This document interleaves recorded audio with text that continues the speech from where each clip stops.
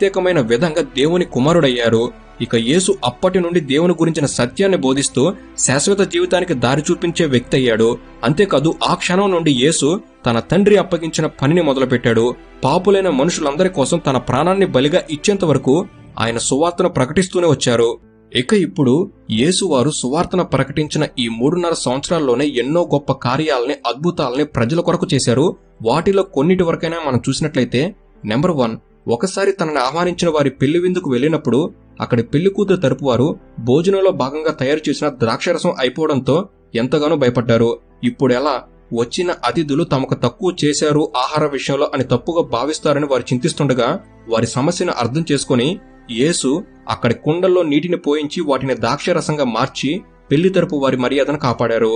number 2, ఒకసారి తన బోధనలు వినేందుకు ఏకంగా 5,000 మంది పురుషులు, స్త్రీలు, పిల్లలు ఇలా అంతా కలిసి రాగా వారంతా కూడా భోజనం లేక